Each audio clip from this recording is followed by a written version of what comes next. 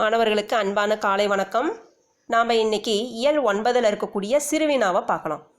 மூன்றாவது சிறுவினா, எவையெல்லாம் அறியேன் என்று கருணியன் கூறுகிறார். இதுக்குரிய பதில் எங்கே இருக்குது அப்படின்னா தேம்பவாணி அந்த கவிதையில் இருக்கக்கூடிய 4வது பேரா தான் இதுக்குரிய பதில். 5 கொடுத்துருக்குறாங்க இல்லையா, 5 பற்றி கொடுத்துருக்குறாங்க. அந்த 4வது பற்றி தான் இதுக்குரிய பதில். இதை நீ 4 பாயிண்ட்டாக பிரித்து எழுதிக்கோ. 4 மார்க் கேள்விங்கிறதுனால 4ஆக பிரித்து எழுதிக்கோ. ஒவ்வொரு முற்றுப்புள்ளிக்கும் ஒரு பாயிண்ட் போட்டு எழுதிக்கோ. முதல் பாயிண்ட் என்னென்னா, நான் உயிர் பிழைக்கும் வழி அறியேன். கருணையன் தான் இதை சொல்கிறான். தன்னுடைய அம்மா இறந்துடுறா, அதனால் இந்த எதையெல்லாம் நான் அறியேன் அப்படின்னு அவன் கூறுறான்.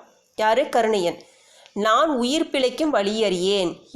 என்னுடைய உயிர் எப்படி பிழைத்து நான் வாழ போகிறேன்னு எனக்கு தெரியல அப்படின்னு முதல் பாயிண்ட்டு. 2வது, நினைந்து கண்ட அறிவினுக்கு பொருந்தியவாறு உறுப்புகள் இயங்குதல் இல்லாத இந்த உடலின் தன்மையை அறியேன். இதுக்கு என்ன பொருள் அப்படின்னம்னா, அறிவு இருந்தால் தான் நம்மளுடைய அந்த கட்டளை மூளையானது கட்டளை போடுது, நம்மளுடைய உறுப்புலாம் இயங்குது. அப்படிப்பட்ட அறிவு தனக்கு இல்லை. அதனால் இந்த உடலினுடைய தன்மையை எனக்கு எப்படி இயக்கணும்னு எனக்கு தெரியல. அதுக்குரிய அறிவு இருக்கணும் இல்லையா? உடல் உறுப்பு இயங்குது அப்படின்னம்னா நம்மளுடைய அறிவானது வேலை செய்யணும். அப்படிப்பட்ட தனித்து இயங்கக்கூடிய அறிவு தனக்கு இல்லை, இதை பற்றி எனக்கு தெரியாது அப்படிங்கிறான். அது சுருக்கமாக என்னன்னா, தன்னுடைய உடம்பை தன்னுடைய உடலின் தன்மையை எனக்கு தெரியல, என்னுடைய உறுப்பை எப்படி நான் இயக்கணும்னு எனக்கு தெரியலன்னு அர்த்தம். உடலுக்கு வேண்டிய உணவை தேடிக்கொணரும் வழிவகைகளை அறியேன். எப்படி தனக்கு என்னுடைய உடம்புக்கு தேவையான உணவு தேடணும் இல்லையா, பொருள் எங்கே கிடைக்கிது, தன்னுடைய உணவு எங்கே இருக்குது அப்படிங்கிறத தேடி கண்டுபிடிச்சி சாப்பிட்ணும். அந்த மாதிரி தேடக்கூடிய வழிவகையை எனக்கு தெரியாது. காட்டில் செல்வதற்கான வழியையும் அறியேன். காட்டில் தனியாக எனக்கு போகவும் தெரியாது. என் தாய் தன் கையால் காட்டிய வழிமுறைகளை மட்டுமே அறிவேன். அப்படின்னா தன்னுடைய தாய் எலிசபெத் சொன்ன முறைகளை மட்டும்தான் இது வரைக்கும் செஞ்சுருக்கிறான். அம்மா என்ன சொல்கிறாலோ அதன்படி தான் அவன் நடந்திருக்கிறான். என்னை தவிக்க விட்டு என் தாய் தான் மட்டும் தனியாக போய்விட்டாளே. இப்போ என்னுடைய தாயாகப்பட்டவள் என்னை விட்டு பிரிஞ்சு தனியாக அவள் போயிட்டா, நான் என்ன செய்வேன், எனக்கு என்ன செய்கிறதுன்னு தெரியல அப்படிங்கிறது தான் இந்த கேள்விக்குரிய பதில். சரியா? அடுத்த கேள்வி என்ன அப்படின்னம்னா, 4வது கேள்வி, கவிஞர் தாம் கூற விரும்பும் கருத்திற்கு ஏற்றவாறு தற்குறிப்பேற்ற அணி அமைவதை எடுத்து காட்டுக. இது தற்குறிப்பேற்ற அணி இருக்குதுல்ல, அந்த அணியில் இருக்கக்கூடிய தற்குறிப்பேற்ற அணியை தான் நீங்கள் எடுத்து எழுதணும். இதை எப்படி எழுதணும்னா, முதல்ல தற்குறிப்பேற்றணி அப்படின்னு தலைப்பு போட்டுக்குங்க. அப்போ அணியினுடைய விளக்கம் அப்படின்னு போட்டுட்டு என்ன எழுதுறீங்க, இயல்பாக நிகழும் நிகழ்ச்சியின் மீது கவிஞர் தாம் கூற விரும்பும், அதாவது தன்னுடைய கற்பனையை குறிப்பினை ஏற்றி கூறுவது தற்குறிப்பேற்றணி எனப்படும் அப்படின்னு முதல்ல எழுதிருங்க. இதை எழுதிட்டு அங்கே கொடுத்துருக்கிற மாதிரியே தான் புத்தகத்தில் எப்படி கொடுத்துருக்காங்களோ அப்படியே எழுதுங்க. அதுக்கப்புறம் கீழே ஒரு எடுத்துக்காட்டு அப்படின்னு சொல்லிட்டு, போருளந்தொடுத்த ஆரையில் நெடுங்கொடி வாரல் என்மனப்போல் மறித்து கை காட்ட. இதுக்கு என்ன பொருள் அப்படிங்கிறத கீழே எழுது. பாடலின் பொருள், கோட்டை மதி மேல் இருந்த கொடியானது வரவேண்டாம் என்பது போல் கை காட்டியது அப்படிங்கிறது தான் பொருள். அதாவது என்ன அப்படின்னா, கோட்டை மதி மேலே இருக்கக்கூடிய கொடி அசைஞ்சிக்கிட்டு இருக்குது, அது எப்படி இருக்குதாமா, வர வேண்டாம் அப்படின்னு தடுக்கிற மாதிரி இருக்குதாமா. இதுக்கு அணி பொருத்தம் எப்படி ரெண்டையும், அதாவது கவிஞர் எப்படி சொல்கிறாரு, அந்த தான் சொல்லக்கூடிய கருத்து எப்படி பொருத்தமாக இருக்குதுங்கிறது தான் இது. இதை நீ எப்படி சொல்லணும், அந்த பாடலுக்குரிய அந்த வரிக்குரிய அர்த்தத்தை நீ சரியாக சொல்லணும். அணி பொருத்தம் அப்படின்னு போட்டுட்டு, கோவலனும் கண்ணகியும் மதுரை மாநகருக்கு வர்றாங்க. அப்போ வரும்பொழுது மதி மேலே மேலே இருக்கக்கூடிய கொடியானது என்ன பண்ணுது, தானாக காற்றுல அசைகிறது.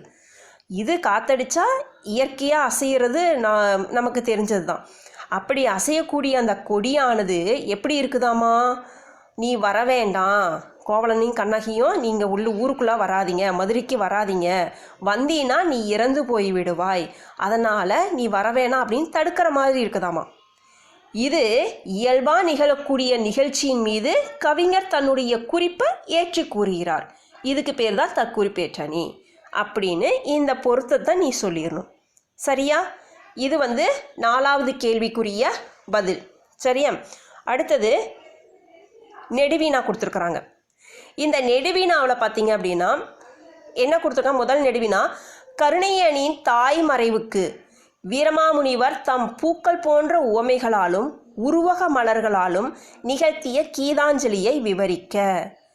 இதுக்கு என்ன பொருள் அப்படின்னம்னா, இந்த தேம்பாவணி இருக்குது இல்லையா, இதில் இருக்கக்கூடிய 5 பேராவையும் இதை பாடலினுடைய முழு பொருளையும் நீ முழுமையாக படித்து எழுதணும். ரொம்ப எளிமையானது தான். இதை நீ பேராவாக தான் எழுதணும். பாயிண்ட் போட்டு எழுத வேணாம். 10 பாயிண்ட் 15 பாயிண்ட் இப்படிலாம் எழுதக்கூடாது. இதில் இருக்கிற மாதிரியே பாடலினுடைய பொருள் ஒவ்வொரு ஸ்டார் சிம்பிள் போட்டுட்டு நீ என்ன பண்ணுற, ஒவ்வொரு பேராவாக எழுதி 5 பேராவை எழுதுனீனா தான் இந்த நெடுவினாக்குரிய பதில் சரியாக இருக்கும். சரியா? அடுத்தது என்ன கேள்வி அப்படின்னம்னா, ஜெயகாந்தன் நினைவு சிறப்பிதழை வார இதழ் ஒன்று வெளியிட இருக்கிறது, அதற்கான ஒரு சுவரொட்டியை வடிவமைத்து அளிக்க அப்படின்னு கொடுத்துருக்குறாங்க. இதுக்குரிய பதில் நான் உங்களுக்கு சொல்கிறேன். எப்படி எழுதணுன்னா இந்த மாதிரி தான். அதாவது நம்ம திரைப்படமெல்லாம் வெளியிடுறாங்கன்னு வச்சுக்கோ, அதுக்கு முன்னாடி என்ன பண்ணுறாங்க, டீசர் வெளியிடுறாங்க, அப்புறம் இசை வெளியீட்டு அதாவது அந்த பாடலில் வெளியிடுறாங்க.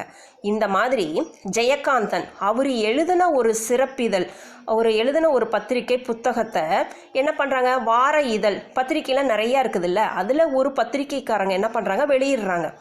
அது எப்போ வெளியிடணும், எந்த தேதியில் வெளியிடுறாங்க, அது எங்கெல்லாம் கிடைக்கும், அதனுடைய அட்ரஸ்ஸு, ஃபோன் நம்பர் இதெல்லாம் நீங்கள் எழுதணும்.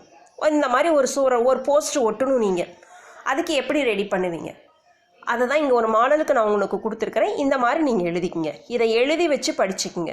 சரியா? இதுக்கு முழுமையாக 8 மார்க். இதுக்கு நெடுவினானா உங்களுக்கு 8 மார்க் தானே. எவ்வளோ அழகாக கொடுத்து சின்ன சின்ன வரிகள் தான் ஒவ்வொரு லைன், ஆனால் சரியாக எழுதணும். எழுதுனீங்கன்னா முழுமையாக அதுக்கு மார்க் வாங்கிடலாம். இந்த மாதிரி கட்டம் போட்டுக்குங்க. போட்டுட்டு எப்படி எழுதுறீங்கன்னா, மேலே ஜெயகாந்தன் நினைவு சிறப்பிதழ், இந்த சிறப்பிதழுடைய பேர் முதல்ல போட்டுக்கணும். யாருடைய பத்திரிக்கை, யாருடைய சிறப்பித்து கூறுறாங்க அப்படிங்கிறத முதல்ல மேலே எழுதிடணும். ஜெயகாந்தன் நினைவு சிறப்பிதழ். அடுத்தது மல்லிகை வார இதழ் வெளியீடு. மல்லிகை, அந்த பத்திரிகையினுடைய பேர் மல்லிகை. மல்லிகை வார இதழ் வெளியீடு. அடுத்தது கடைகளில் இப்போதே முன்பதிவு செய்து கொள்ளுங்கள். இப்போவே நீங்கள் ரிசர்வ் பண்ணிக்கிங்க அப்படிங்கிறத நீ தெரியப்படுத்திடணும். அது என்னைக்கு அடுத்தது 8/4/2019 நீங்கள் கொடுத்துருக்காங்கல்ல, நீங்கள் இதை தேதியை போட வேணாம். நீ என்னைக்கு எக்ஸாம் எழுதுறியோ அதில் இருந்து ஒரு 2 நாள் தள்ளி எழுதிக்கும். நீ எக்ஸாம் இப்போ 8ஆம் தேதி எழுதுகிற, இன்றைக்கி தேதி 8 அப்படின்னோம்னா இன்றைக்கி தேதி போடாத, இன்னும் ஒரு 2 நாள் கழித்து அந்த தேதிக்குரிய தேதி மாதம் எல்லாம் சரியாக போட்டுக்குங்க. இப்போ 2020 போட்டு எழுதிக்கும். பிரபல எழுத்தாளர்கள் பார்வையில் ஜெயகாந்தன். இதுதான் ஜெயகாந்தன். மற்ற பத்திரிகைக்காரங்க முன்னாடி ஜெயகாந்தன் எப்படி இருக்கிறாரு, எப்படி தனிப்பட்ட முறையில் தெரிகிறாரு அப்படிங்கிறத நீ டிட்டோ போட்டு மேலே குறிப்பு போட்டு எழுதிக்கும். அடுத்தது மலரில் ஜெயகாந்தனின் சிறப்பு சிறுகதைகள், பேட்டிகள், புகைப்படங்களுடன் வெளிவருகிறது. இது அந்த பத்திரிகையில் வெளிவரக்கூடிய என்னென்னலாம் வரக்கூடிய தலைப்பு என்னவோ அதை கொடுத்துருக்குறாங்க. படித்து பார்க்க வேண்டிய பதிப்பு, அரிய வாய்ப்பு, உடனே பதிவு செய்க அப்படின்னு சொல்லிட்டு தொலைபேசி எண்ணை கீழே கொடுத்துடணும். இது நீயா தயார் பண்ணக்கூடியது. சரியா? அதனால் இது உங்களுக்கு மாடலுக்கு கொடுத்துருக்காங்க. இந்த இடத்துல இந்த பேர் தான் கொடுப்பாங்கங்கிறதில்ல, வேறு பேரை கூட நீங்கள் கொடுக்கறதுக்கு வாய்ப்பு இருக்குது. இதெல்லாம் நீங்கள் எழுதி வச்சு ஒரு தடவை பார்த்துட்டிங்கனாவே உங்களுக்கு நீங்களாக எழுதுறதுக்கூடிய உனக்கு தோணும், நிறையா தோணும். இந்த மாதிரி படைப்பாற்றலாம் உனக்கு நார்மலாக வந்துடும். சரியா? சரி, இப்போ நம்ம இன்றைக்கி 2 சிறுவினாவும் 2 நெடுவினாவும் பார்த்துருக்குறோம். நாளைய வகுப்பில் அடுத்த நெடுவினாவை பார்க்கலாம். நன்றி, வணக்கம்.